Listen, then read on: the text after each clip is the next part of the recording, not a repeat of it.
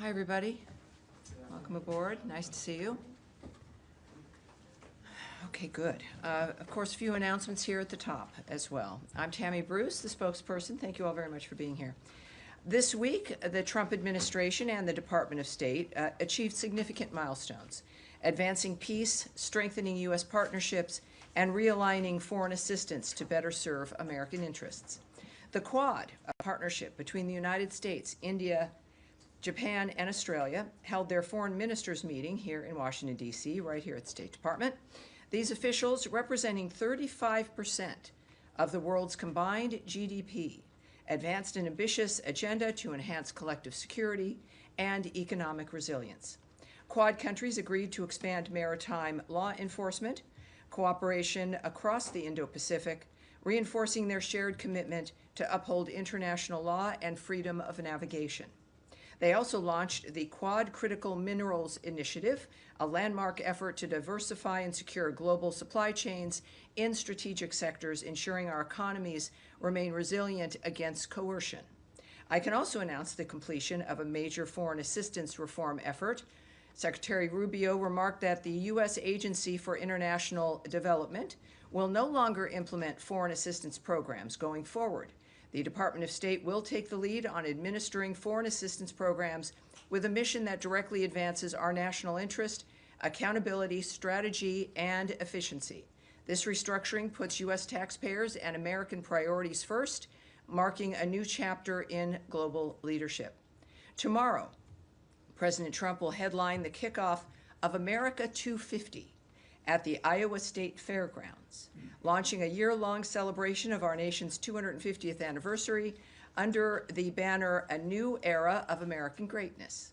The America 250 National Tour will bring community-focused celebrations to all 50 states and U.S. territories. Finally, this week, Americans around the world will join in celebrating our nation's independence. July 4th is a time to reflect on the freedoms and liberties we all cherish, and we wish everyone a safe, happy, and meaningful Independence Day. And with that, we will take your questions. The imperial we, the individual I. All right, everyone. Yes, sir, go ahead. I know, just to slip through there. Go ahead, yes, sorry, sir. just a quick question on Iran. Iran announced today that it's suspending its cooperation with the IAEA. Surprise. I would like to have your thoughts I have comment a few. on that. Yes. We of course, do have a little bit to say in that regard. First of all, and I want to get this correct here, it is, we'll use the word unacceptable, that Iran chose to suspend cooperation with the IAEA at a time when it has a window of opportunity to reverse course and choose a path of peace and prosperity. Iran must cooperate fully without further delay. Prior to the, as will the shutting down of your phone, that has to proceed without delay. Prior to the United States' successful military operation, Iran was amassing a growing stockpile of highly enriched uranium for which there was no credible peaceful purpose, and it was the only state producing highly enriched uranium up to 60% that does not have nuclear weapons. Iran must fully comply with its safeguards agreement required under the NPT, including by providing the IAEA with information required to clarify and resolve long-standing questions regarding undeclared nuclear material in Iran, as well as provide unrestricted access to its newly announced enrichment facility. We look forward to further detailed reporting from the IAEA about this. It is worth repeating, as we've made tremendous strides to this through Donald Trump's leadership, Iran cannot and will not have a nuclear weapon. The President has said this repeatedly. The Secretary of State has said this repeatedly. We have repeated it from this podium. And at this juncture here, it is, of course, again, unacceptable that Iran is choosing to suspend cooperation with the IAEA. And answering your question, Daphne, yes. Thank you. On this final ceasefire proposal for Gaza that Trump has said Israel has agreed to, Does it include provisions for Israel pulling out of Gaza? What I am going to, the president had a message about that from last night, and I'll read that for you. So we just get this on the record here. From the President, Donald Trump. My representatives had a long and productive meeting with the Israelis today on Gaza. Israel has agreed to the necessary conditions to finalize the 60-day ceasefire, during which time we will work with all the parties to end the war. The Qataris and the Egyptians, who have worked very hard to help bring peace, will deliver this final proposal. I hope for the good of the Middle East that Hamas takes this deal, because it will not get better. It will only get worse. Thank you for your attention to this matter. As far as your question about the details, I won't go into the details of what's in the proposal. Hamas has said that Israel must pull out of the enclave. How does the administration plan to reconcile this? Is that addressed in the proposal? I will not give you the details of the proposal, and we'll find out, but I think the president's message is clear. This is one that has to be accepted because it will only get worse if they don't. Yes, ma'am. Thanks, Tammy. A White House official told our colleagues that the Trump administration has paused certain weapons shipments to Ukraine. What was the State Department's role in making this decision to pause these weapons shipments? And are you concerned about the advantage it gives to the Russians? Well, traditionally, of course, I mean, our wheelhouse here is diplomacy. We don't make decisions about the shipping of weapons or the managing of weaponry during war. We have the Department of Defense. I would refer you to them when it comes to this kind of a decision. At the same time, we've got a few things I can say to you regarding this. It remains, as you might imagine, worth repeating, a priority of President Trump to bring the Russia-Ukraine war to an end through a durable negotiated settlement, starting with an immediate ceasefire. And, of course, just referring you to the Department of Defense for more information regarding that situation regarding weapons. Anna Kelly, a White House spokesperson, also has noted, this decision was made to put America's interests first following a DoD review of our nation's military support and assistance to other countries around the globe. The strength of the United States Armed Forces remains unquestioned. Just ask Iran. Also, from a statement by Elbridge Colby from the 2nd, which was yesterday, at the DoD, that the Department of Defense, quote, continues to provide the president with robust options to continue military aid to Ukraine. At the same time, the department is rigorously examining and adapting its approach to achieving this objective, while also preserving U.S. forces' readiness for administration's defense priorities. Can I quickly ask on GHF, the State Department announced last week that you had approved $30 million. Has any of that money been dispersed yet? And if so, how much? It has been fully approved. It has not been dispersed. There is a process, as you all might imagine, in the building regarding the dispersal of any funds. And when that happens, I will let you guys will be the first ones to know. Andrea Mitchell. Yes, ma'am. I just wanted to note, before I ask my question, the passing of one of your predecessors, Richard Boucher, who served 6 secretaries of state, was an esteemed diplomat and very highly respected spokesperson for this department. Yeah. Yes. Yes. Yes. Thank you. All right. Thank you, Andrea. I want to ask you about the passing of USAID, the demise of USAID being absorbed into the State Department in a very different fashion. According to the Lancet, a highly respected British medical journal, USAID was responsible for saving 90 million lives over the course of 2 decades. American Aid was responsible for that, Andrea. I'll correct you right there. USAID was an element of the United States government dispersing taxpayer funds around the world for humanitarian aid for a variety of different projects. It was the United States government, and is, when it comes to the aid, not a department, but the nature of what this government, under various administrations, had approved. Let's keep that in mind. Can I continue? Yes, please do. But I wanted, it's something worth correcting. And former President Bush, who was responsible for PEPFAR, with bipartisan majorities in Congress for years, suggested that the saving of 25 million lives from antiretroviral drugs on HIV/AIDS as well as tuberculosis is something that the USAID staff, because he sent this to the USAID staff in a video, and he said that you should be proud of it and God bless you all for what you did.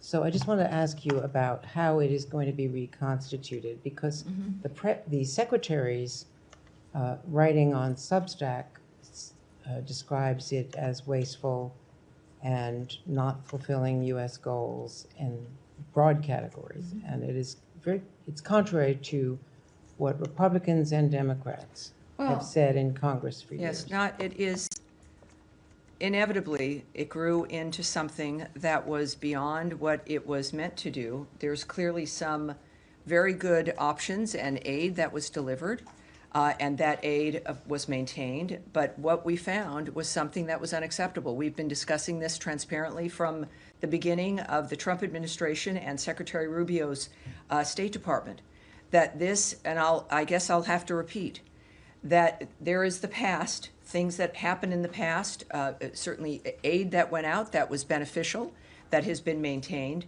and other aid that was not in line with America's priorities or what certainly the Trump administration and the Rubio State Department felt was appropriate. So they've taken action in that regard. It is also what I've said repeatedly, is even though the mechanism has changed because it grew unable to function in a manner where even auditing was something that was easy to do. There was a refusal to allow an auditing at the beginning of this administration. There was a sense that it was some independent organization, not something associated with the United States government. All of that is absurd. It led to, yes, a dramatic action to look at and to review and to audit the entity. We've done that. A great deal of aid has remained. A great deal has been suspended or cut entirely. It fit well within the nature of needing to reform the government as a whole via the president's executive order to do so and to save money.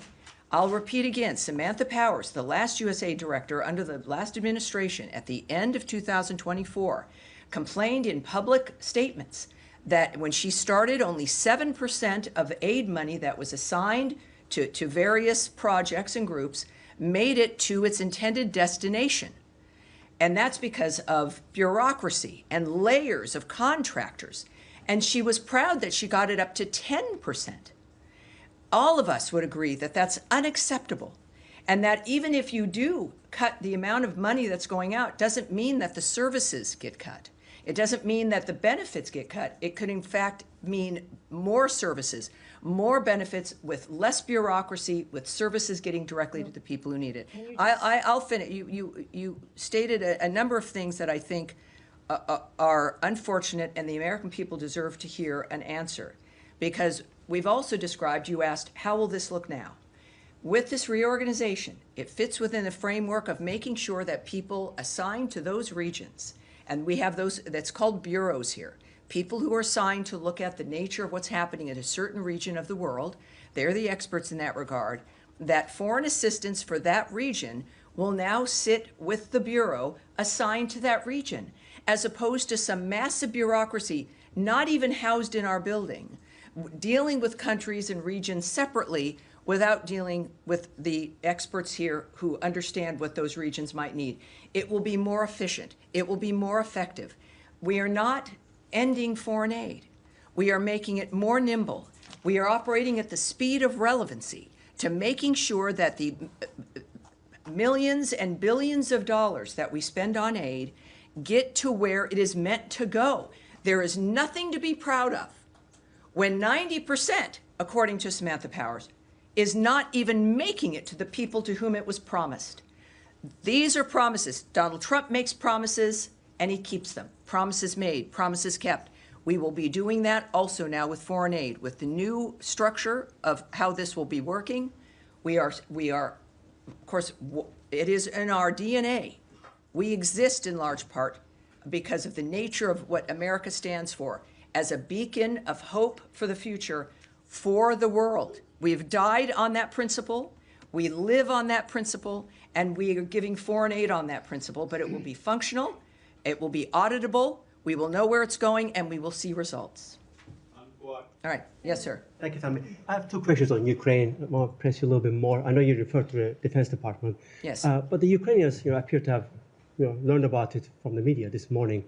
Is there any reason behind the failure when it comes to communicating this to the Ukrainian allies? I would argue that that is not correct.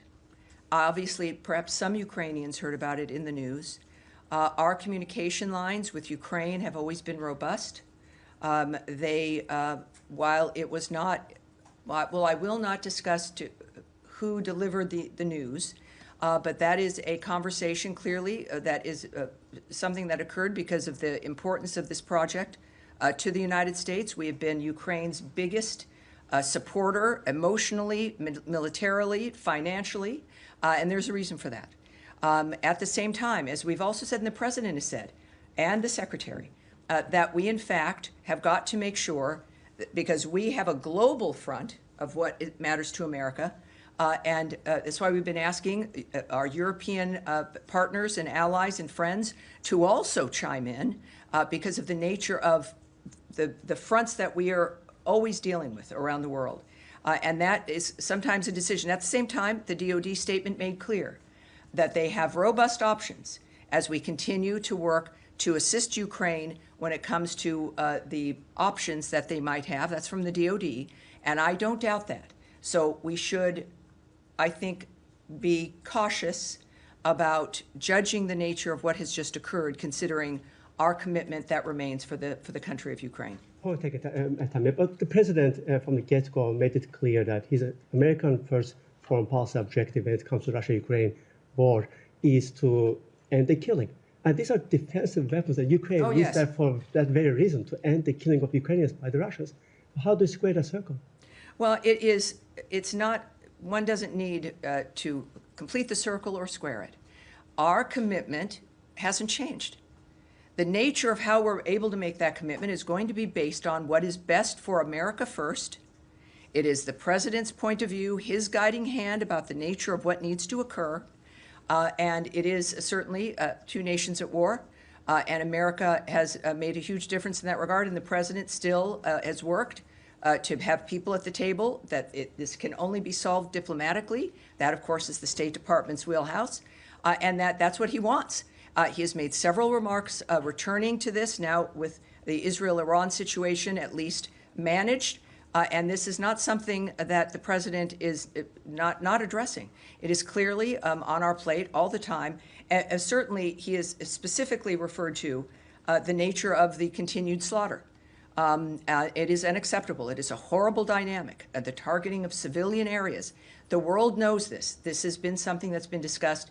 The President has expressed his fury over this issue, and that has not changed. So, again, be cautious as things move along from day to day. Yes, sir. Thank you, Tammy.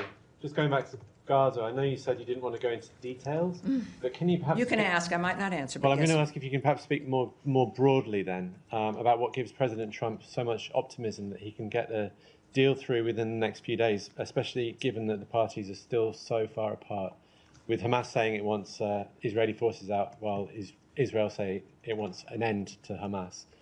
So there's just a lot of daylight still between those two. Well, parties. is there? Well, can you But you see, we should not. You're presuming a great deal, which people do have to presume, because the details of something like this, of course, do remain with the negotiating partners, the leaders of nations. What you can tend to see in the media often is just simply not true, or wishful thinking. But whatever it is, what I think we all have noticed, and this is not giving away anything, is that the Middle East changed a couple weeks ago, very dramatically. It changed forever. And the work of the President of the United States, thank God for him, is going to make sure that this is not a lost opportunity. We can say this simply by having watched him most of his adult life in some capacity, but certainly with what he's given up and sacrificed to be the leader of this country. So the Middle East changed dramatically. This is an opportunity in the midst of this new world to make a different kind of decision. He is optimistic. The President, is very honest. Sometimes he's pessimistic, and he'll let people know. It's again, he's a transparent man, which sometimes can be unusual. We're not used to always hearing it, but it's extremely helpful. So while I don't know the detail of what makes him optimistic, I know to trust him. I know to not second guess him. I know that we understand that he's in the midst of something that can change every day. That's also not lost on him.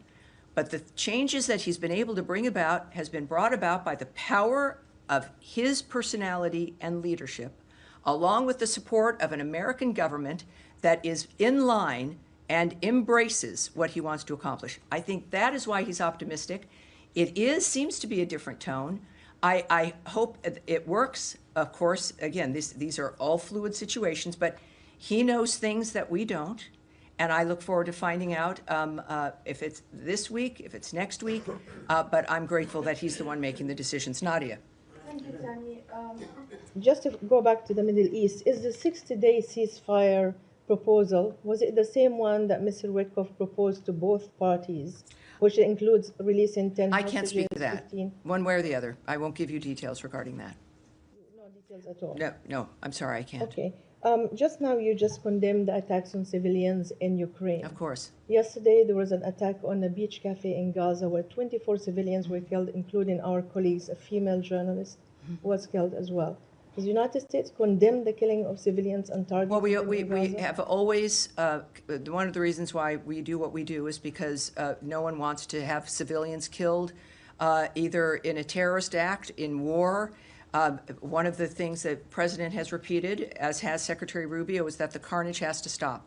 We have decried the killing of civilians throughout every conflict that exists. At the same time, it's why war is hell.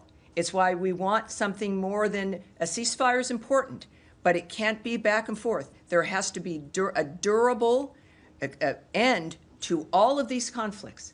So we mourn like everyone, of course, the killing of civilians, with whomever it is that's engaging in these conflicts.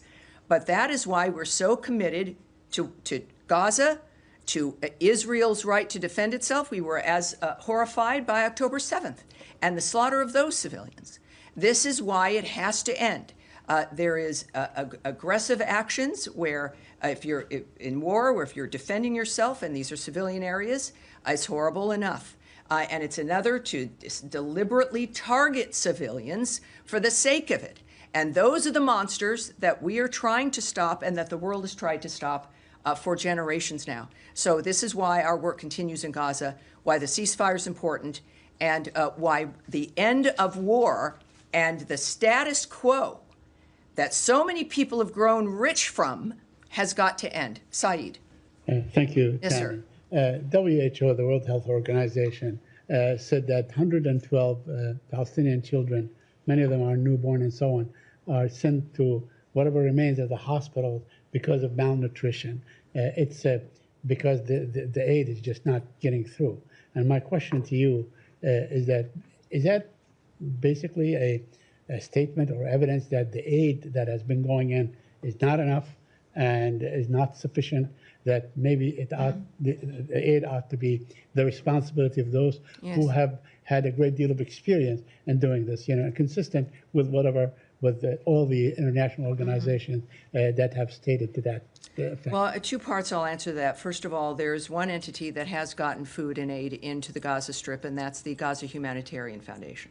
We know this. This has been a fact of the matter. And I think we're now up to 56 million meals distributed. So it's still within a war zone. We had a ceasefire that Hamas broke. I would say on the other issue, when it comes to the horribleness of what happens in a war zone, in this case in Gaza, it is occurring because Hamas refuses. It broke a ceasefire on October 7th. It broke another ceasefire that was attained for the Gaza Strip. It is now refusing, at least up to this point, prior to the change in the Middle East, to continue to agree to another ceasefire. They maintain their firearms. They are maintaining hostages, people they've kidnapped. And so, yes, it is horrible. And it's something that we are working to stop. But I would say regarding aid, we'll just make an admission here. It will never be enough. There will never be enough aid going into a war zone. There will, no matter how many depots the GHF, the Gaza Humanitarian Foundation, sets up, it will not be enough, because the only way you have a normal life with enough aid and enough food and being able to live your normal life is in an area that is not at war or being held hostage by a terrorist group. So to attempt to normalize the environment that is under this horrible cloud of terroristic monsterism, of the slaughter of innocent people, the using of people as human shields, the using of hospitals as a cover for your operations, the using of schools as a cover for your operations. It is obscene. It is inhuman. So it will. What we do in the midst of that environment will never be enough. And it is a key, though, to unlocking a door, to get to a point where you can have a ceasefire, assisting those who are held hostage by the terrorists, and being able to get to a point where you actually have a ceasefire, removing those who do not abide by the ceasefire, and then begin to build a genuinely different future for the people in that area. What a concept. So we do our best. We know it will never be enough, because the situation is obscene and unusual and unnatural. But we will do it until we also then move to change that situation for the better. Back to you, and then to you, sir. Two topics, Tammy. Thanks so much. Number one, with all the developments with Iran and Syria and Gaza, it's been all quiet, thank goodness, on the Israel-Lebanon front, but still some work to do there. What are the challenges that remain at this point in disarming Hezbollah and in enforcing Resolution 1701? Well, I would direct you to the Israeli government in that regard. I think the thing that has changed the Middle East beyond, of course, the damage to the destruction, the obliteration of Iran's nuclear facilities, is the personality and power that is exhibited by Donald Trump and what he is willing to do, what the American government and military is capable of, and as a reflection of our genuine commitment for change, after exhausting all diplomatic options, is that he will do what else is necessary to achieve peace. That is something as a message to the entire Middle East, including to our allies, and to those who have stepped up as an example regarding the Gaza Strip, the regional partners there willing to step in and help make a difference for the future there. So the biggest issue, and again, for specifics, you'd have to speak to the Israeli government, but for us, we made that decision last year in November without knowing how it would need to be applied, but it's also because of the American people that we're able to send this message to the world that we are still here, we are still the team you can count on.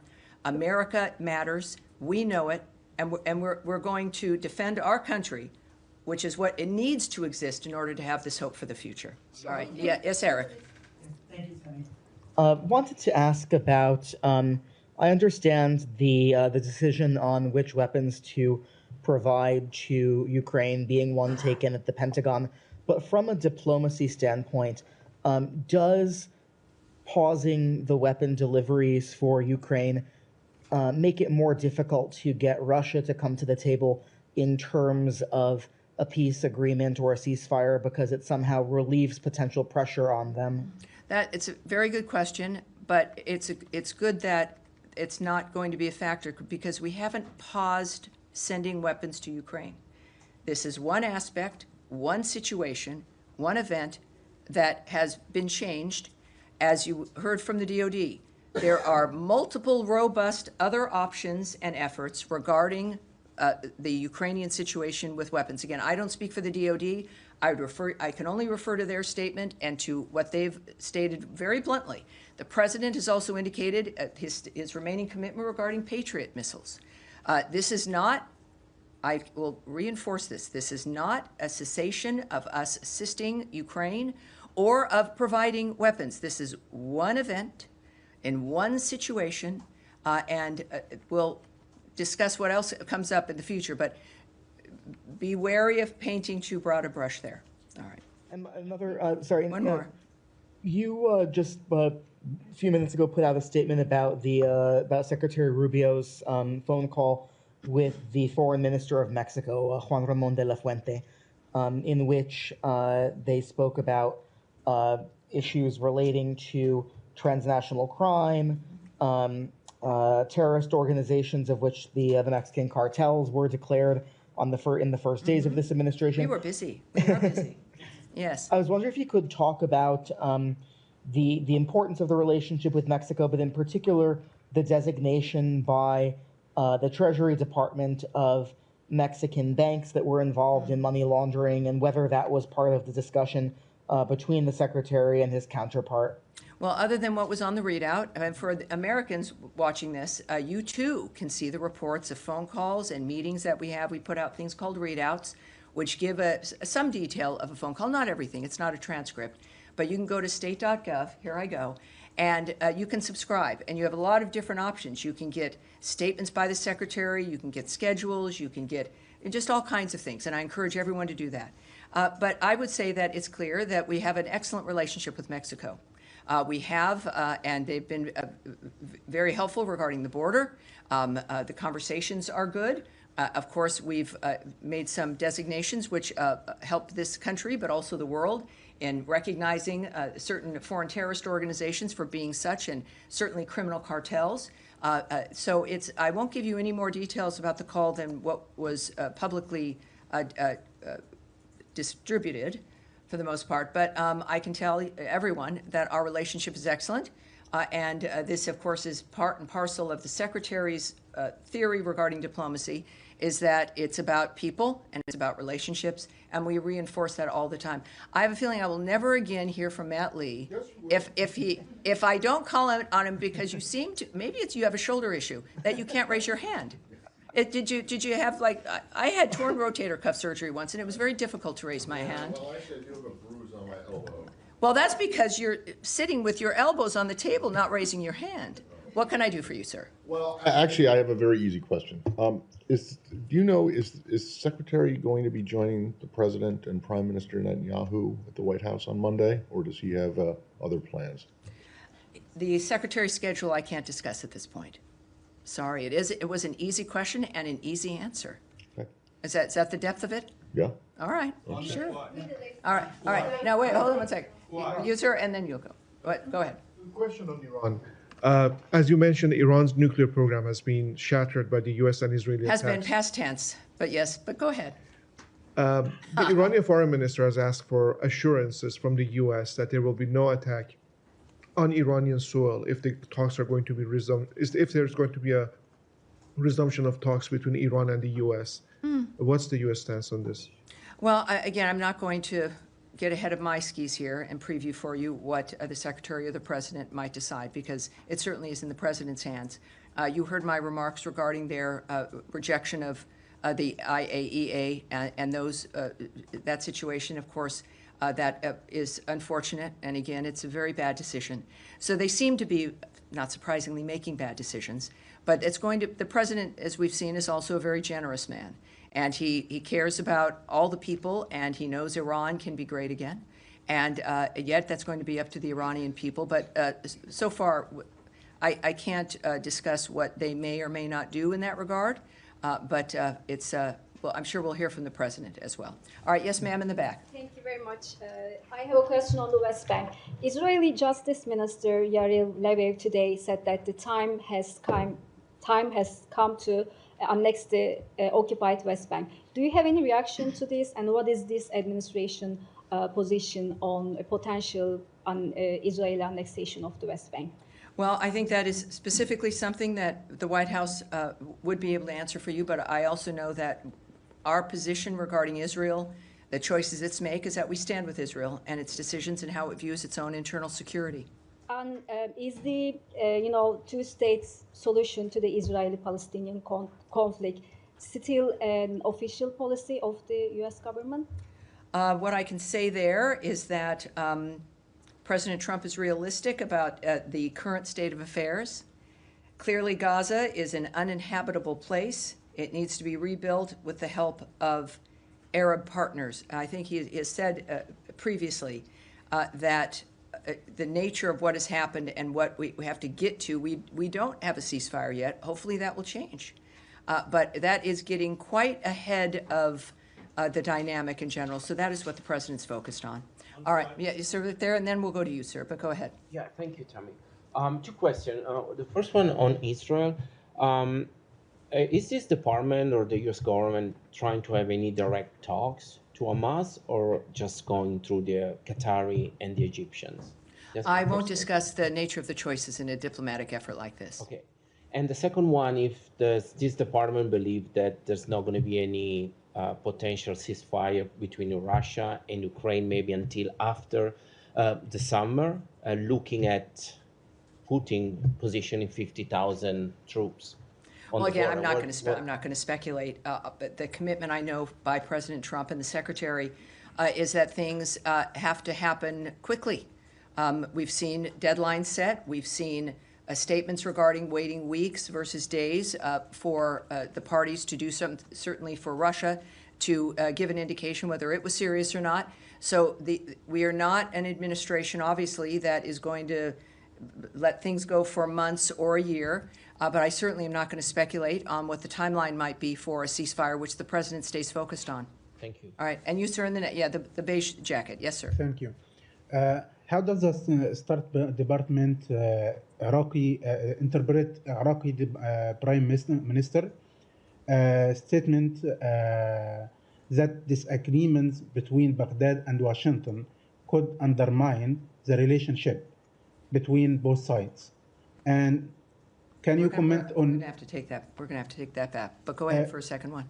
Can you comment on reports that Iraq has moved to accelerate a radar system deal with South Korea in light of recent regional developments? We're going to take that back as well, if you don't mind, sir. When we say, again, for Americans watching, when we take something back, we get an answer for that reporter, and we get the answer right back to you, sir. And we will do that for sure. All right. Yes, go ahead. Thanks, Tammy. I just want to come back to USAID, given that the official closure of it happened this week. Sure. Will state or the administration be releasing a breakdown of how much it has cost to shut down USAID for the taxpayer to be able to see that? For example, how much does it cost to bring some 2,000 USAID officers back from the field to the US, including their family members? How much does it cost to do payment settlements for contracts and grants? How much does it cost to sever local staff? I love that there's now questions about how much things cost. We are not used to those kinds of questions. I don't direct the nature of the choices that are made about what's conveyed, but I think that what obviously has underlied all of this and what we know when it comes to the saving of money is that we are saving Americans a lot of money. And I know it's going to be in the interest, as I will argue, to share with the American people, and we tend to share how much money we're saving them. Now, in the midst of us doing our work, there's also expenditures. There always is. So it costs money to run this building, as we are also saving money in other ways with things that were wasteful programs. So we will, certainly the American people will see the results of the fruitfulness of this work. Will that part be public or not? Well, I think certainly as they've been public in the past, certainly the Trump administration is public about money that's already been saved through a variety of work, including DOJ's work.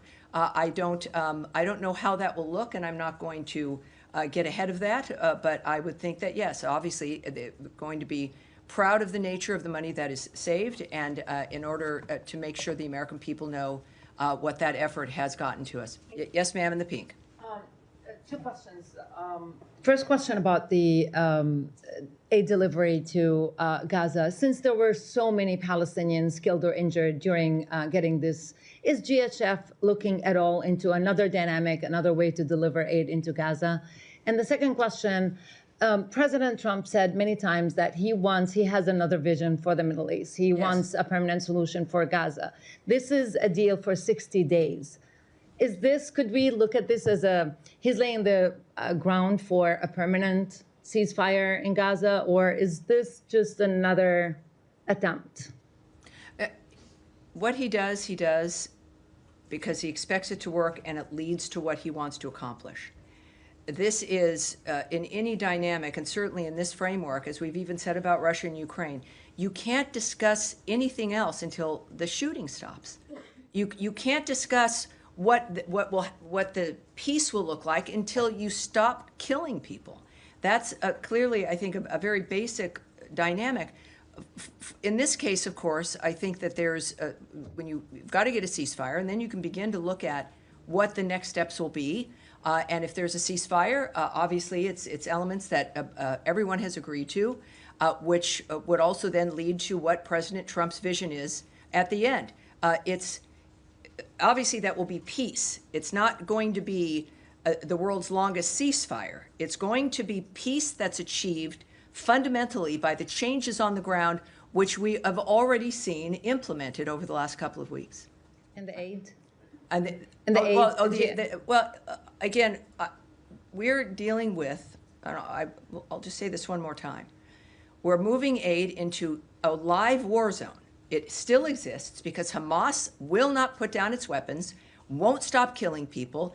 It has an interest in the aid getting to the people. It has an interest in that to stop. Their strength has been to control the food, to steal the food, to use food as to make money, to use food to keep the Gazan people at bay, reliant only on them. It is dangerous to have people who are getting food, who are getting their meals, who realize that something else can help them other than the monsters who've been running their lives. So they have an interest in creating a horrible environment. It is a war. I think considering we've got, again, 56 million meals to date, and that is a dynamic. I would suspect that, like with every endeavor, there's adjustments that are made based on the situation. I don't have those details, but considering the success so far, we should all be proud of the nature of what's happened as we continue, because it will not be enough to go to a ceasefire and then to a durable peace as guided by President Donald Trump. All right. Yes, sir, you in the red tie, and this will be it. With the VOA Persian. Question, are you able to confirm reports that Americans have been arrested trying to leave Iran? I do, and I'm glad you asked that, because we heard about that very early on. So while we can't remark on individual reports, of course, we have long warned U.S. citizens not to travel to Iran, and that is especially true now. Anyone with a U.S. connection in Iran, including dual U.S.-Iranian nationals, are at significant risk of arrest and unjust detention by the regime. If you are not currently in Iran, do not go. If you're in Iran, please see our most recent security alert and make plans to safely depart. We understand that the Iranian American diaspora in the U.S. may especially feel the need to go. We are not immune from that desire. You go visit family members or loved ones. Do not go. Don't do it. You cannot help your loved ones from jail. So I think that's our position. I appreciate the question. And that's going to be it for today. All right, everyone. Have a wonderful Independence Day, 4th of July.